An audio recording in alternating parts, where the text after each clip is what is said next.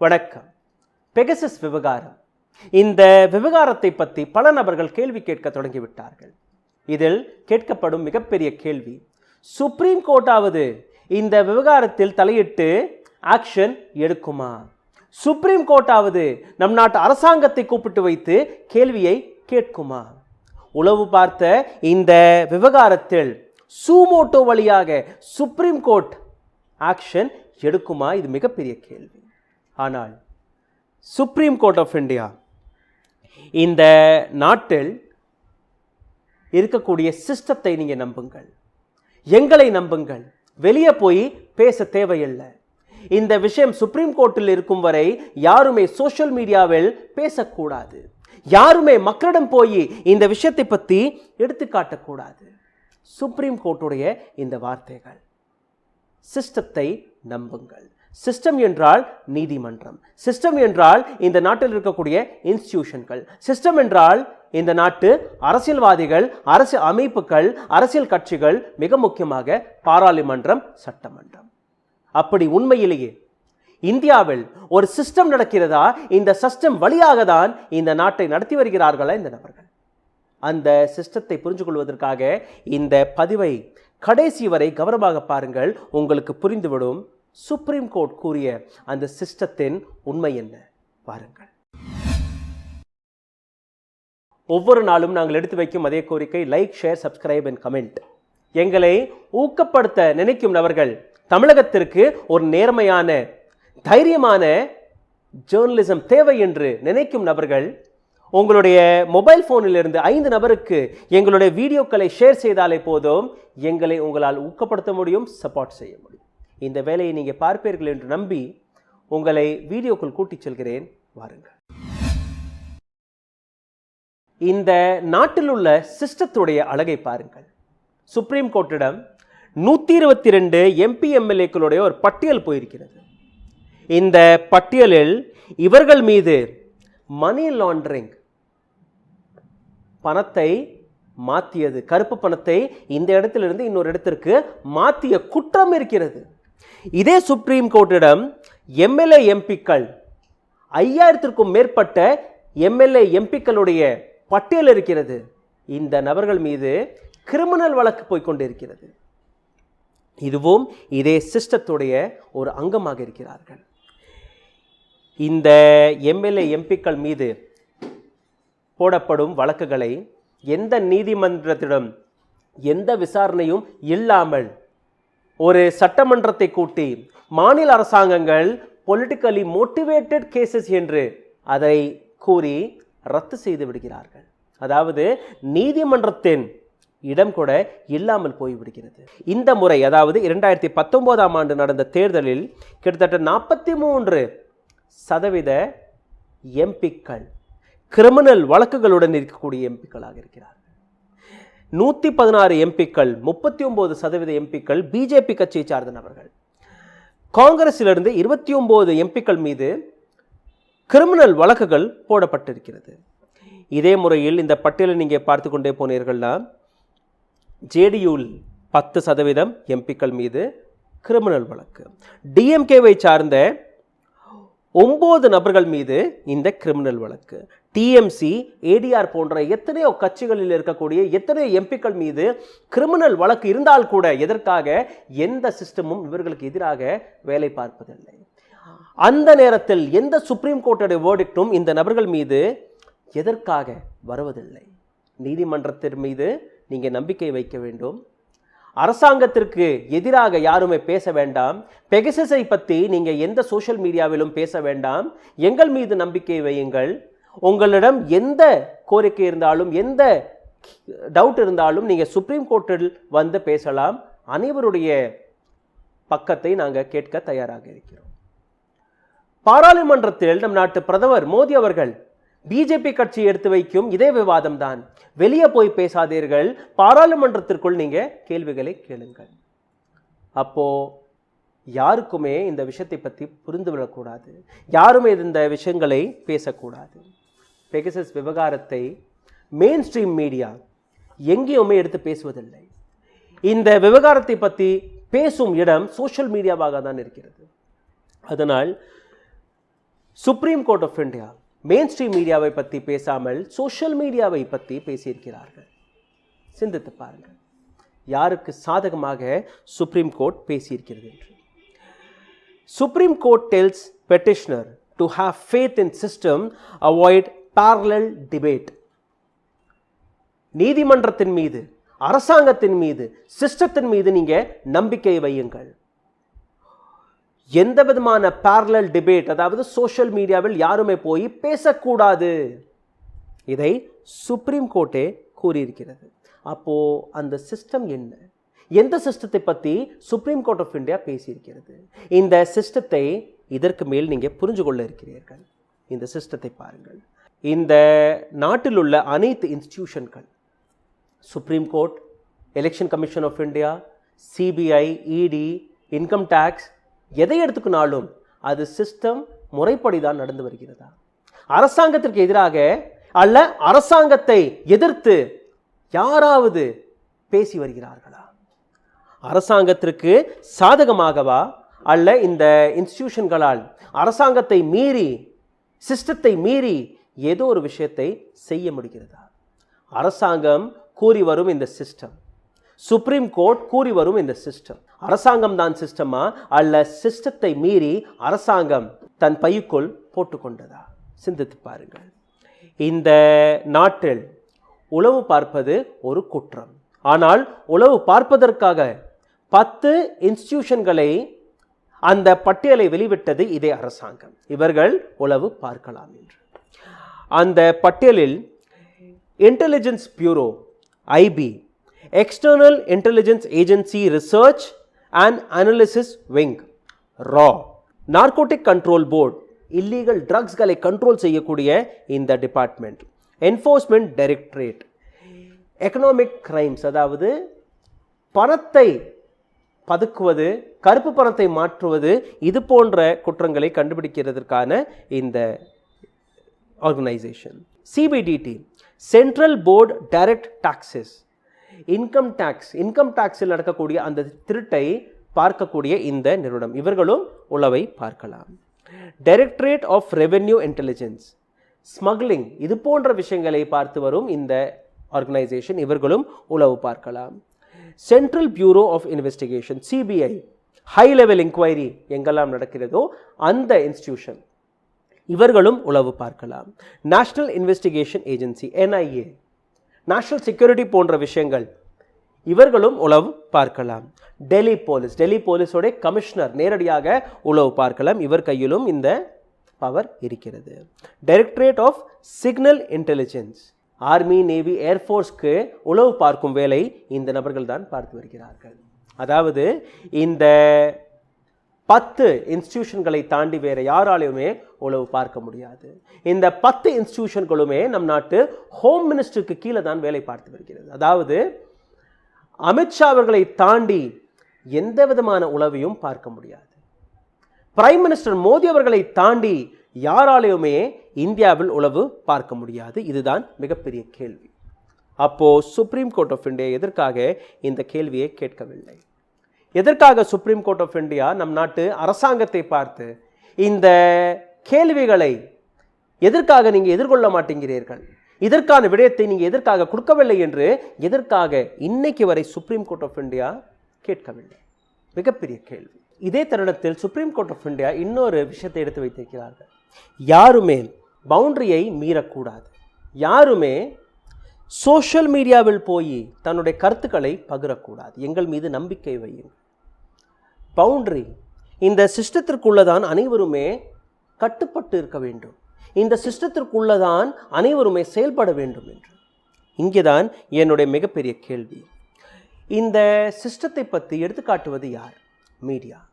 அந்த media manage செய்யப்பட்டதா? Mainstream media manage செய்யப்பட்ட காரணத்தால் தான் இன்னைக்கு சோஷியல் மீடியா மட்டும்தான் இந்த விஷயத்தில் பேசிக்கொண்டிருக்கிறது. அப்போ மெயின் ஸ்ட்ரீம் மீடியா தான் தன்னுடைய கடமையை சரியான முறையில் செய்யாத காரணத்தால் இன்னைக்கு சோஷியல் மீடியா அவர்களுடைய வேலையை பார்த்து வருகிறார்கள். அப்படி மெயின் ஸ்ட்ரீம் மீடியா தன்னுடைய வேலையை பார்த்திருந்தால் சுப்ரீம் கோர்ட் ஆஃப் இந்தியா அவர்களை பற்றியும் இதே போன்ற ஸ்டேட்மெண்ட்டை கொடுத்துருக்குமா? யாருமே மெயின் ஸ்ட்ரீம் மீடியாவிற்கு எந்த சேனலுக்குமே போய் இன்டர்வியூவை கொடுக்காதீர்கள், அப்படி மெயின் ஸ்ட்ரீம் மீடியா இது போன்ற கேள்விகளை கேட்டிருந்தால் சூமோட்டோ எடுக்க கட்டாயப்பட்டிருக்குமா சுப்ரீம் கோர்ட் ஆஃப் இந்தியா? அரசாங்கத்தை கூப்பிட்டு வைத்து எதற்காக இவர்கள் கேட்கும் கேள்விகளுக்கு பதில் கொடுக்கவில்லை. நீங்க சுப்ரீம் கோர்ட்டில் அல்ல பாராளுமன்றத்தில் இவர்கள் கேட்டு வரும் கேள்விக்கான பதில் கொடுத்தே தீர வேண்டும் என்கிற அந்த டைரக்ஷனை சுப்ரீம் கோர்ட் ஆஃப் இந்தியா கொடுத்திருக்க வேண்டுமா இல்லையா? சுப்ரீம் கோர்ட் ஆஃப் இந்தியா கூறிய இன்னொரு ஸ்டேட்மெண்ட், இந்தியா ஒரு கான்ஸ்டிடியூஷனல் கிரைசிஸை நாடி ஓடிக்கொண்டிருக்கிறது. அதாவது இந்தியாவில் இருக்கக்கூடிய மெயின் ஸ்ட்ரீம் மீடியா மேனேஜ் செய்யப்பட்டிருக்கிறது என்று சுப்ரீம் கோர்ட் ஆஃப் இந்தியாவை ஒத்துக்கொண்டது. யாருமே இதை பற்றி பேசக்கூடாது, இந்த விஷயங்களை பற்றி மக்கள் தெரிஞ்சு கொள்ளக்கூடாது. அதனால் பாராளுமன்றம் அல்ல சுப்ரீம் கோர்ட்டில் நீங்கள் வந்து பேச வேண்டும். உங்கள் அனைத்து தரப்பையுமே நாங்கள் கேட்கிறதற்கு தயாராக இருக்கிறோம். வெளியே போய் பேசாதீர்கள். சரி, சுப்ரீம் கோர்ட்டை நம்பலாம், சிஸ்டத்தை நம்பலாம். ஆனால் இந்த சிஸ்டம் எப்படி இருக்கிறது, இதை எப்படி நம்புவது என்று அதையும் கொஞ்சம் பார்த்து விடுங்கள். பாராளுமன்றத்தில் ஒரு கேள்வி கேட்கப்பட்டது. சிபிஎம்மின் சிவதாசம் என்கிற இந்த எம்பி கேட்ட ஒரு கேள்வி, டிஃபென்ஸ் மினிஸ்ட்ரியை பார்த்து எத்தனையோ விதமான பொருட்களை நீங்கள் வெளிநாடுகளிலிருந்து வாங்கி வருகிறீர்கள் வருடம் வருடம். அந்த பொருட்கள் வாங்கிய பட்டியலில் பெகசஸ் என்கிற பேரும் இருக்கிறதா இல்லையா? டிஃபென்ஸ் மினிஸ்ட்ரியை பார்த்து கேட்ட இந்த கேள்வி, நீங்க பெகசஸை வாங்கினீர்களா இல்லையா? இதற்காக டிஃபென்ஸ் மினிஸ்ட்ரி இவர்கள் கொடுத்த பதிலையும் நீங்க கேட்க வேண்டும். Ajay but, defence state minister Ajay but கொடுத்த ஒரு ஸ்டேட்மெண்ட் ரிட்டனில் கொடுத்திருக்கிறார். வாய் வார்த்தையாக இல்லை, எழுதிய கொடுத்திருக்கிறார். NSOவிடம் இஸ்ரேல் நாட்டுடன் எங்களுக்கும் அவர்களுக்கும் எந்த விதமான டீலும் நடக்கவில்லை. எவ்வளோ பெரிய ஆதாரபூர்வமான பதில் என்று பாருங்கள். ஆனால் இந்த பதில் இந்திய அரசாங்கம் கொடுக்கவில்லை.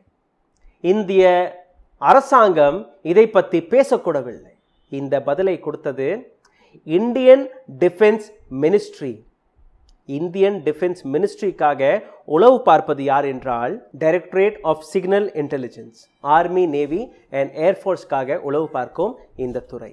இவர்கள் எழுத்து வடிவமாக நாங்கள் எந்த விதமான டீலும் இஸ்ரேல் நாட்டுடன் NSOவுடன் செய்யவில்லை, நாங்கள் பெகசஸை வாங்கவில்லை, பயன்படுத்தவில்லை என்று எழுதி கொடுத்து விட்டார்கள். மீதம் 9 ஏஜென்சிகள் இருக்கிறது. இந்த 9 ஏஜென்சிகளும் உளவு பார்க்கும் அந்த பவர் உள்ள இந்த ஏஜென்சிகள், இவர்களால் உளவு பார்க்க முடியும். இவர்கள் எந்த விதமான பதிலும் இன்னும் கொடுக்கவில்லை. டிஃபென்ஸ் செக்டரில் வாங்கக்கூடிய அந்த பொருட்களை கொஞ்சம் பாருங்கள், அந்த இன்வெஸ்ட்மெண்ட்டை பாருங்கள். டிஃபென்ஸ் மினிஸ்ட்ரி கொடுத்த பதிலில் 2018ஆம் ஆண்டு 45,705 கோடி ரூபாய்க்கு நாங்கள் வெளிநாடுகளிலிருந்து பொருட்களை வாங்கினோம். 2019-20 47,961 கோடி ரூபாய்க்கு நாங்கள் டிஃபென்ஸ் பொருட்களை வாங்கினோம். 2020-21ஆம் ஆண்டு 63,118 கோடி ரூபாய்க்கான டிஃபென்ஸ் எக்யூப்மெண்ட்டை நாங்கள் வாங்கியிருக்கிறோம். ஆனால் பெகசஸை மட்டும் நாங்கள் வாங்கவில்லை. இதற்கும் எங்களுக்கும் எந்த விதமான சம்பந்தமும் அல்ல. இந்த மீதம் இருக்கக்கூடிய 9 இன்வெஸ்டிகேட்டிவ் ஏஜென்சிகள், இவர்கள் இந்த வேலையை பார்த்திருக்கலாம். அது யார் கையில் இருக்கிறது அதையும் கொஞ்சம் கேட்டுவிடுங்கள். ஃபைனான்ஸ் மினிஸ்ட்ரிக்கு கீழே 3 ஆர்கனைசேஷன்கள் வேலை பார்த்து வருகிறது. இந்த 3 ஆர்கனைசேஷனுக்கும் உளவு பார்க்கும் இந்த பவர் இருக்கிறது. ED, CBDT அண்ட் DRI, இவர்களால் உளவு பார்க்க முடியும். இவர்கள் எந்த பதிலும் இன்னும் கொடுக்கவில்லை. ஹோம் மினிஸ்ட்ரி 4 ஆர்கனைசேஷன், ஒரு போலீஸ் கமிஷனர், ஆக மொத்தம் 5 பிரிவுகள் வழியாக ஹோம் மினிஸ்ட்ரியால் இந்த உளவை பார்க்க முடியும். ஹோம் மினிஸ்ட்ரி என்றால் அமித்ஷா அவர்கள், ஃபைனான்ஸ் மினிஸ்ட்ரி என்றால் நிர்மலா சீதாராமன் அவர்கள். ஹோம் மினிஸ்ட்ரிக்கு கீழே IB, CBI, NIA, NCR and Delhi police, இந்த அனைத்து பிரிவுகளும் வருகிறது. இதை எல்லாத்தையும் தாண்டி நம் நாட்டு பிரதமருக்கு கீழே இன்னொரு ஆர்கனைசேஷனும் வேலை பார்த்து வருகிறது. நேரடியாக பிரதமருக்கு கீழே ரா, இது வழியாகவும் உளவை பார்த்திருக்கலாம். ஆனால் யாருமே இதை பற்றி எந்த விதமான விவரத்தையும் கொடுக்கவில்லை, எந்த விதமான பதிலும் கொடுக்கவில்லை. எந்த இன்ஸ்டிடியூஷன்கள் உளவு பார்க்க வேண்டுமோ அதே இன்ஸ்டிடியூஷன்கள் மீதும் இந்த உளவு பார்க்கப்பட்டது. சுப்ரீம் கோர்ட் ஆஃப் இந்தியா இந்த சிஸ்டத்தை பற்றி கொஞ்சம் புரிந்து கொள்ள வேண்டும். எந்த சிஸ்டத்தை பற்றி நீங்கள் பேசியிருக்கிறீர்கள் என்று. ரா, பிரதமர் மோடிக்கு கீழே வரக்கூடிய இந்த இன்ஸ்டிடியூஷன், இந்த ஆர்கனைசேஷன் மீதே உளவு பார்க்கப்பட்டது. ராவுடைய மிகப்பெரிய அதிகாரியான ஜிதேந்திர குமார் ஓஜா, இவர் மீது உளவு பார்க்கப்பட்டது 2018ஆம் ஆண்டு ஜனவரி மாதத்தில். இந்த நேரத்தில் தான் இவரை கம்பல்சரி ரிட்டையர்மெண்ட்டுக்கு தள்ளினார்கள், வெளியேற்றினார்கள். அந்த நேரத்தில் இவர் மீது உளவு பார்க்கப்பட்டது. இவருடைய ஃபோன் டேப் செய்யப்பட்டது. சிபிஐ இன்னொரு ஆர்கனைசேஷன், இந்த ஆர்கனைசேஷனும் உளவு பார்க்கலாம், ஆனால் இதோட அதிகாரிகள் மீதே உளவு பார்க்கப்பட்டது. ஆலோக் வர்மா, ராகேஷ் அஸ்தானா, ஏகே சர்மா. இன்னொரு பிரிவு இடி. இந்த இடியோட உயர் அதிகாரி ராஜேஸ்வர் சிங், இவர் மீதும் உளவு பார்க்கப்பட்டது. அப்போ எந்த சிஸ்டத்தை பற்றி நம் நாட்டு சுப்ரீம் கோர்ட் ஆஃப் இந்தியா பேசியிருக்கிறது, எந்த சிஸ்டத்தை பற்றி, இதன் மீது நீங்கள் நம்பிக்கையை வைத்துக் கொள்ளுங்கள், எங்கள் மீது நம்பிக்கை வையுங்கள் என்று எடுத்துக்காட்டியது சுப்ரீம் கோர்ட் என்று எனக்கு புரியவில்லை. டிஃபென்ஸ் மினிஸ்ட்ரி பதில் கொடுத்தபடி வேற எந்த இன்ஸ்டிடியூஷனுமே, எந்த ஆர்கனைசேஷனுமே இன்றைய வரை பதில் கொடுக்கவில்லை. ஆனால் சுப்ரீம் கோர்ட் ஆஃப் இந்தியா கேட்ட கேள்வி, துஷார் மெஹ்தாவை பார்த்து, சாலிசிட்டர் ஜெனரல் துஷார் மெஹ்தா அவர்களை பார்த்து அவர்கள் கேட்ட கேள்வி, இதற்கான பதில் உங்களிடம் இருக்கிறதா இல்லையா? அப்படி இல்லை என்றால் நீங்கள் எப்போ இதற்கான பதிலை கொடுக்க முடியும் என்று. துஷார் மெஹ்தா கொடுத்த பதில், வெள்ளிக்கிழமை அன்று நாங்கள் இதற்கான பதிலை சப்மிட் செய்து விடுவோம், அவசரம் அல்ல, நீங்கள் திங்கட்கிழமை வேணாலும் இந்த பதிலை சப்மிட் செய்தால் போதும் என்று சுப்ரீம் கோர்ட் ஆஃப் இந்தியா கூறியிருக்கிறது.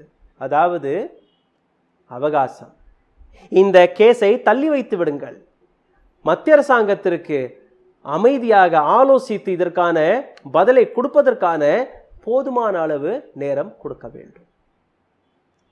சுப்ரீம் கோர்ட் ஆஃப் இந்தியா மத்திய அரசாங்கத்திற்கு நோட்டீஸை வழங்கலாம், மத்திய அரசாங்கத்தை பார்த்து கேள்விகளை கேட்கலாம்.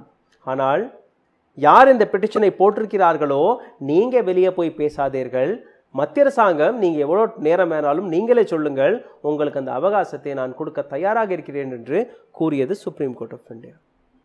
சிந்தித்து பாருங்கள், சிஸ்டத்தின் மீது நம்பிக்கை வையுங்கள். இடி, என்ஃபோர்ஸ்மெண்ட் டைரக்டரேட், இதோடைய சீஃபான ராஜேஸ்வர் சிங் மீது, இவருடைய மனைவி மீது, இவருடைய மகள் மீது, இவருடைய பல ரிலேட்டிவ்ஸ்கள் மீது, சொந்தக்காரர்கள் மீது உளவு பார்க்கப்பட்டது. இதே இடியுடைய ராஜேஸ்வர் சிங் அவர்கள் சுப்ரீம் கோர்ட்டிடம் போய் 122 எம்எல்ஏ எம்பிக்களின் பெயரை கொடுத்திருக்கிறார். இந்த அனைத்து நபர்களுமே மணி லாண்டரிங் விஷயத்தில் ஈடுபட்டிருக்கிறார்கள்.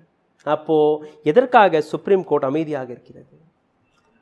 ஒரு எம்பி, எம்எல்ஏ, ஒரு ஸ்டேட்டுடைய சீஃப் மினிஸ்டர் மணி லாண்டரிங் விஷயத்தில் இருந்தால் எதற்காக அந்த நபரை இன்னும் பதவியில் வைத்திருக்கிறது சுப்ரீம் கோர்ட் ஆஃப் இந்தியா? எதற்காக அந்த கேள்வியை கேட்கவில்லை? அவர்களால் பதவியில் இருக்கலாமா, அல்ல ராஜினாமா செய்து, அல்ல அவர்களுடைய பதவியிலிருந்து அவர்களை நீக்கலாமா என்கிற அந்த கேள்விக்கான விடயத்தை சுப்ரீம் கோர்ட் ஆஃப் இந்தியா தான் கொடுக்க வேண்டும். ஏன்னா சுப்ரீம் கோர்ட் தான் இந்த சிஸ்டத்தின் மீது நம்பிக்கை வைக்க சொல்லி இருக்கிறது.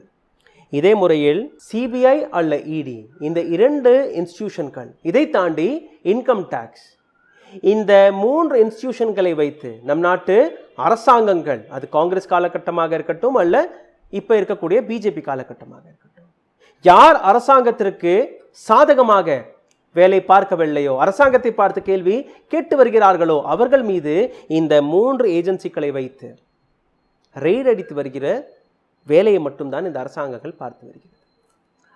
இந்த ரெய்ட் அடித்த வழியாக நீங்கள் அரசாங்கத்திற்கு சாதகமாக மாறிவிடலாம், அல்ல சிறைக்கு சென்று விடலாம். இவர்களுடைய வீக் பாயிண்டை குறிவைத்து தாக்கும் வேலையை தான் இந்த 3 ஏஜென்சிகளுமே பார்த்து வருகிறது. சுதந்திரமாக, இண்டிபெண்டாக எந்த ஏஜென்சியாலுமே வேலை பார்க்க முடியவில்லை, அதுதான் உண்மை. இந்த 122 எம்பிக்களுடைய பெயர், எம்எல்ஏக்களுடைய பெயர், இதில் இப்போ இருக்கக்கூடிய எம்பி எம்எல்ஏ, முன்னாள் எம்பி எம்எல்ஏ அனைவருடைய பெயரும் இருக்கிறது, சீஃப் மினிஸ்டர் உட்பட. இவர்களுடைய பெயர் வரும்போது இவர்களால் யாருக்கு சாதகமாக பேச முடியும் என்று நீங்களே சிந்தித்து பாருங்கள். அந்த பட்டியலை முதலில் கேட்டுவிடுங்கள், யாரெல்லாம் இந்த இடி கொடுத்த லிஸ்டில் இருக்கிறார்கள் என்று. இந்த லிஸ்ட்டை நீங்கள் பார்க்கும்போது டிஎம்கேவின் ராஜா அண்ட் கனிமொழி 2010ஆம் ஆண்டு நடந்த அந்த 2G ஸ்பெக்ட்ரம், அந்த விவகாரத்தை பற்றி இந்த பட்டியலில் பேசியிருக்கிறார்கள். இதை தாண்டி பி சிதம்பரம், அவருடைய மகனான கார்த்திக் சிதம்பரம், இவருடைய பேரும் இங்கே வந்திருக்கிறது, காங்கிரஸை சார்ந்தவர்கள். இதற்கு மேல் மணி லாண்டரிங் விவகாரத்தில் டிஎம்கே உடைய Dayanidhi Maran, national conference Farooq Abdullah, businessman Vijay Mallya, Lalu Prasad Yadav, MP Suresh Kalmadi, 2011ஆம் ஆண்டு காங்கிரஸ். இவர் ஒலிம்பிக்ஸ், இந்தியாவில் நடந்த அந்த ஒலிம்பிக்ஸில் மிகப்பெரிய அளவில் ஊழல் செய்த இந்த நபர், இவருடைய பெயர் வந்திருக்கிறது. Trinamool காங்கிரஸுடைய Sudip Bandyopadhyay, Tapas Paul, Srinjoy Bose, Kunal Ghosh, former DMK MP KC Palaniswami, late Matang Singh, former Congress Naveen Jindal, காங்கிரஸுடைய இன்னொரு எம்பி ரேவாந்த் ரெட்டி, இதை தாண்டி வெங்கட் ரெட்டி. இடி கொடுத்த இதே பட்டியலில் திரிணாமுல் காங்கிரஸுடைய பல நபர்களுடைய பெயரும் அடிபட்டிருக்கிறது. சாரதா ஸ்கேமில். இதை தாண்டி பிஜேபி எம்பிக்களுடைய பேரும் வெளிவந்திருக்கிறது. மிதுன் சக்கரவர்த்தி, அர்பித் கோஷ், சதாப்தி ராய், லாலு பிரசாத் யாதவுடைய மகளான மீசா பாரதி, முகுல் ராய் போன்ற பல பிஜேபி எம்பிக்கள். சீஃப் மினிஸ்டர்களுடைய பேரும் வந்திருக்கிறது இந்த பட்டியலில். பஞ்சாபின் chief minister captain Amarinder Singh, YS Jaganmohan Reddy Andhra Pradesh, முன்னாள் சீஃப் மினிஸ்டர் பிஜேபியுடைய சீஃப் மினிஸ்டர் BS எடியூரப்பா, காங்கிரஸுடைய இன்னொரு சீஃப் மினிஸ்டர் பூபேந்திர ஹுட்டா. இது போன்ற எத்தனையோ நபர்கள். இங்கே தான் மிகப்பெரிய கேள்வி, இந்த பட்டியலை வைத்துக்கொண்டு கூட எதற்காக சுப்ரீம் கோர்ட்டால் எந்த விதமான வேர்டிக்டும் கொடுக்க முடியவில்லை? இந்த நபர்கள் பதவியில் இருந்த போதே மணி லாண்டரிங் போன்ற சீரியஸான அஃபென்ஸில் ஈடுபட்ட போது எதற்காக இவர்களை பதவி விலகச் சொல்லவில்லை? எதற்காக அந்த டைரக்ஷனை கொடுக்கவில்லை சுப்ரீம் கோர்ட் ஆஃப் இந்தியா? அவகாசம் கொடுத்து விட்டீர்கள், உங்கள் மீது நம்பிக்கையும் வைக்க சொல்லியிருக்கிறீர்கள், இந்த நாட்டில் இருக்கக்கூடிய சிஸ்டத்திலும் நீங்க நம்பிக்கை வைக்க வேண்டும் என்று கூறியிருக்கிறீர்கள். இதே நேரத்தில் மேஹுல் சோக்சி, இவருடைய விவகாரத்தை நீங்க கவனமாக பார்க்க வேண்டும். மேஹுல் சோக்சி வெளிநாட்டில் போய் அந்த நாட்டு சிட்டிசன்ஷிப்பிற்கு அப்ளை செய்த போது அந்த நாட்டு அரசாங்கம் இந்திய அரசாங்கத்தை கான்டாக்ட் செய்து NOC நோ அப்ஜெக்ஷன் சர்டிபிகேட் இந்த நபருக்கு நீங்க கொடுத்தால்தான் நாங்க இந்த சிட்டிசன்ஷிப்பை வழங்குவோம் என்று கூறிய போது இந்தியாவில் இருக்கக்கூடிய அனைத்து இன்ஸ்டிடியூஷன்கள், சுப்ரீம் கோர்ட் ஆஃப் இந்தியா இந்த சிஸ்டத்தின் மீது நீங்க நம்பிக்கை வையுங்கள் என்று கூறியிருக்கிறார்களோ அதே சிஸ்டம் CBI, SEBI, இந்தியாவில் இருக்கக்கூடிய போலீஸ் டிபார்ட்மெண்ட் யாருமே எந்த விதமான கேள்வியும் கேட்கவில்லை. வெளிநாட்டில் நீங்க ஒரு சிட்டிசன்ஷிப்க்கு அப்ளை செய்ய போனீர்கள்னா அந்த நாட்டில் நீங்க ஒரு மிகப்பெரிய அளவில் இன்வெஸ்ட்மெண்ட் செய்ய வேண்டும். அல்ல ஒரு சில சிறிய நாடுகளில் நீங்க டொனேஷன் கொடுத்தாலே போதும் உங்களுக்கு அந்த சிட்டிசன்ஷிப் கிடைத்து விடும். ஆனால் கண்டிஷன், உங்கள் மீது எந்த விதமான வழக்கும் இருக்கக்கூடாது. ஒரு கிளீனான பர்சனாக இருந்தால் மட்டும்தான் உங்களுக்கு இந்த சிட்டிசன்ஷிப் கிடைக்கும். அதற்காக ஒரு NOC தேவைப்படுகிறது. அந்த NOCக்கு எதிராக யாருமே குரல் கொடுக்கவில்லை. இந்தியாவிலிருந்து ஓடிய ஒரு திருடர் CBI, ED, income tax, SEBI யாருமே தன் வாயை திறக்கவில்லை. அந்த நபருக்கு அந்த நாட்டு சிட்டிசன்ஷிப்பும் கிடைத்து விட்டது. இன்னைக்கு நாங்கள் கொண்டு போகிறோம், நாங்கள் கொண்டு வந்து கொண்டு இருக்கிறோம், நாளைக்கு வந்து விடுவார், இன்னைக்கு வந்து விடுவார் என்கிற பலவிதமான கட்டுக்கதையை தான் இந்த அரசாங்கம் எடுத்துக்காட்டி வருகிறது. எந்த விதமான ஆக்ஷனும் இந்த இன்ஸ்டிடியூஷன்கள் எடுக்கவில்லை. சுப்ரீம் கோர்ட் ஆஃப் இந்தியா இந்த சிஸ்டத்தை தான் நம்ப கூறி வருகிறது, இந்த சிஸ்டத்தை தான் உங்களை நம்ப சொல்லி வருகிறது. சிந்தித்து பாருங்கள். இதுதான் இந்தியாவின் அழகான சிஸ்டம். இந்தியாவில் இருக்கக்கூடிய இந்த MP MLAக்கள் மீது இருக்கக்கூடிய வழக்கை கொஞ்சம் பாருங்கள். 2018 டிசம்பர், அதாவது 2019 நடந்த தேர்தலுக்கு கொஞ்சம் நாட்கள் முன்னாடி வரை 4122 கிரிமினல் கேசஸ்கள் இருந்தது. இந்தியாவில் ராஜ்யசபாவில் 245 எம்பிக்கள், லோக்சபாவில் 545 எம்பிக்கள், MLAக்கள் ஒரு 4300-350 MLAக்கள் இருப்பார்கள். அனைத்தையுமே நீங்கள் சேர்த்தீர்கள்னா கூட ஒரு 5000, அரவுண்ட் 5000க்கு அக்கம் பக்கத்தில் MP MLA இருக்கிறார்கள். ஆனால் வழக்குகள் பார்த்தீர்கள்னா 4122 கிரிமினல் கேசஸ்கள். இதே இடத்தில் நீங்கள் பார்க்கும்போது இரண்டாவது லிஸ்ட்டும் சுப்ரீம் கோர்ட்டிடம் போய்விட்டது. முதல் லிஸ்ட் 2018 டிசம்பர் அன்று போனது. தேர்தலுக்கு பின் செப்டம்பர் 2020ஆம் ஆண்டு இரண்டாவது லிஸ்டும் போயிருக்கிறது. இந்த 20-22 மாதங்களில் 737 எம்பிக்கள் மீது புதிய வழக்குகள், புதிய கிரிமினல் கேசஸ்கள். ஆக மொத்தம் போன வருடம் இருந்த 4122 கிரிமினல் வழக்கு இப்போ இருக்கக்கூடிய 732 37 வழக்கை சேர்த்தீர்கள்னா ஆக மொத்தம் 4869 வழக்குகள். ஆனால் இந்தியாவில் சிஸ்டம் வேலை பார்த்து வருகிறது. இந்த வழக்குகளை விசாரித்து யார் தீர்ப்பை கொடுப்பார் என்றால் அது சுப்ரீம் கோர்ட், ஹை கோர்ட், அந்த மாநிலத்தில் இருக்கக்கூடிய டிஸ்ட்ரிக்ட் கோர்ட்கள். ஆனால் யாருமே இந்த விவகாரத்தை பற்றி பேசுவதில்லை. அவர்கள் தேர்தலில் நிற்கிறார்கள், வெற்றி பெறுகிறார்கள், இன்னும் குற்றங்களை செய்து கொண்டே இருக்கிறார்கள்.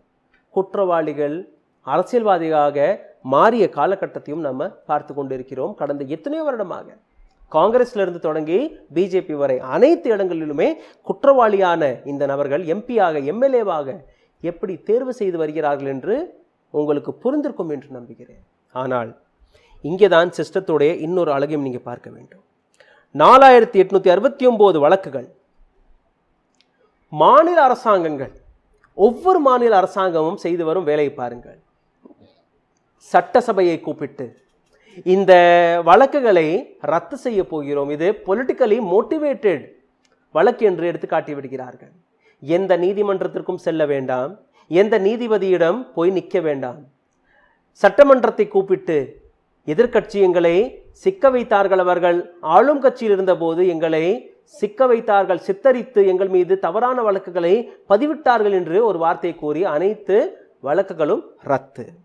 யோகி ஆதித்யநாத் உத்தரப்பிரதேசத்தின் சீஃப் மினிஸ்டராக பதவியேற்றதற்கு முன் 3 வழக்குகள், சீரியஸான வழக்குகள் இருந்தது.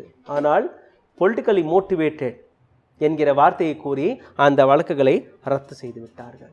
ஹோம் மினிஸ்டர் அமித்ஷா மீது வழக்குகள் இருந்தது, பொலிட்டிக்கலி மோட்டிவேட்டட் என்று கூறி ரத்து செய்யப்பட்டது. உத்தரப்பிரதேசத்தில் 76 வழக்குகள், சீரியஸான வழக்குகள் ரத்து செய்யப்பட்டது. மகாராஷ்டிராவில் பிஜேபியின் தேவேந்திர ஃபட்னவிஸ் சீஃப் மினிஸ்டராக இருந்தபோது அவர் பதவியில் வந்தவுடனேயே 2005ஆம் ஆண்டிலிருந்து 2014ஆம் ஆண்டு வரை சிவசேனா பிஜேபி காலகட்டத்தில் எத்தனை வழக்குகள் போடப்பட்டிருந்ததோ அந்த அனைத்து வழக்குகளையுமே ரத்து செய்ய போறோம், ரத்தும் செய்து விட்டார். அடுத்தபடியாக சிவசேனா பதவியேற்ற போது 2014 2019ஆம் ஆண்டு வரை, அதாவது பிஜேபியுடைய காலகட்டத்தின் போது எத்தனை வழக்குகள் போடப்பட்டதோ அந்த அனைத்து வழக்குகளுமே பொலிட்டிக்கலி மோட்டிவேட்டட் வழக்கு என்று கூறி சிவசேனா அந்த வழக்குகளை ரத்து செய்து விட்டது. இந்தியா முழுவதும் இருக்கக்கூடிய மாநிலங்கள் இப்படிதான் நடந்து வருகிறது. சிந்தித்து பாருங்கள். இந்த சிஸ்டத்தை இன்னைக்கு நம் நாட்டு சுப்ரீம் கோர்ட் ஆஃப் இந்தியா நம்ப சொல்லி வருகிறது. சுப்ரீம் கோர்ட் ஆஃப் இந்தியா நம்ப சொன்னது அரசாங்கத்தை, சுப்ரீம் கோர்ட் ஆஃப் இந்தியா நம்ப சொன்னது இந்த நாட்டில் இருக்கக்கூடிய இன்ஸ்டிடியூஷன்களை, சுப்ரீம் கோர்ட் ஆஃப் இந்தியா நம்ப சொன்னது இந்த நாட்டில் இருக்கக்கூடிய இன்வெஸ்டிகேட்டிவ் பாடியை, சுப்ரீம் கோர்ட் ஆஃப் இந்தியா நம்ப சொன்னது இந்த நாட்டில் இருக்கக்கூடிய நீதிமன்றங்களை. ஆனால் இந்த நாட்டில் இருக்கக்கூடிய இந்த அனைத்து டிபார்ட்மெண்ட்களுமே, அனைத்து இன்ஸ்டிடியூஷன்களுமே சரியான முறையில் இந்த நாட்டு கான்ஸ்டிடியூஷன் வழியாக தான் வேலை பார்த்து வருகிறதா? இந்த நாட்டு கான்ஸ்டிடியூஷன் என்ன எழுதியிருக்கிறதோ, இந்த நாட்டு கான்ஸ்டிடியூஷன் எப்படி நடத்த சொல்லி வருகிறதோ அதன்படிதான் இந்த இன்ஸ்டிடியூஷன்கள், இந்த சிஸ்டம் நடந்து வருகிறதா? மிகப்பெரிய கேள்வி. சோஷியல் மீடியாவில் நீங்க எதை பற்றியும் பேச வேண்டாம், எங்கள் மீது நம்பிக்கையை வையுங்கள். சிஸ்டம், இந்த சிஸ்டத்தை பற்றி தான் நீங்க புரிஞ்சு கொள்ள வேண்டும். சிஸ்டம் என்றால் அரசாங்கமா அல்ல சிஸ்டம் என்றால் மக்களா? சிஸ்டம் என்றால் இந்த அமைப்பா? இந்த அமைப்பு யாருக்காக வேலை பார்க்க வேண்டும்? இந்த அமைப்பு மக்களுக்காக வேலை பார்க்க வேண்டுமா? இந்த அமைப்பு இந்த நாட்டு சட்டத்திட்டங்களை காப்பாற்ற வேண்டுமா? இந்த அமைப்பு, இந்த சிஸ்டம் கான்ஸ்டிடியூஷனை காப்பாற்ற வேண்டுமா? அல்ல கான்ஸ்டிடியூஷனையே மாற்றி அமைக்கும்படி இந்த சிஸ்டம் மாறிவிட வேண்டுமா? அந்த கான்ஸ்டிடியூஷனில் என்ன எழுதியிருக்கிறதோ அதை மதிக்காமல் இவர்கள் கூறுவதுதான் சிஸ்டம், இவர்கள் கூறுவதுதான் கான்ஸ்டிடியூஷன் என்று எடுத்துக்காட்டி வரும் இது போன்ற அரசியல் கட்சிகளுக்காக இந்த சிஸ்டம் மாறிவிட வேண்டுமா? சுப்ரீம் கோர்ட் ஆஃப் இந்தியா இதற்கு மேலாவது நம் நாட்டு அரசாங்கத்தை பார்த்து தன் கையில் இருக்கக்கூடிய அந்த உரிமைகளை, நோட்டீஸ் வழங்கக்கூடிய அந்த உரிமையை பயன்படுத்தும் என்று நம்புகிறேன். சுப்ரீம் கோர்ட் மீது எனக்கு நம்பிக்கை இருக்கிறது. நம் நாட்டு அரசாங்கத்தின் மீது நம்பிக்கை இருக்கிறது. அதற்கும் மேல நம் நாட்டு கான்ஸ்டிடியூஷன் மீது, நம் நாட்டு டெமோக்ரஸி மீது அளவுக்கு மிஞ்சின நம்பிக்கை இருக்கிறது. ஆனால் இந்த அனைத்து இடங்களில் இருக்கக்கூடிய நபர்கள், இதை நடத்தி வரும் அந்த நபர்கள், அவர்கள் சரியான முறையில் வேலை பார்க்கிறார்களா இல்லையா என்கிற கண்காணிப்பை பார்ப்பது சுப்ரீம் கோர்ட். இது தன்னுடைய வேலையை நேர்மையான முறையில் செய்வார்கள் என்று நம்பி உங்களுடன் விடைபெறுகிறேன். நன்றி, வணக்கம்.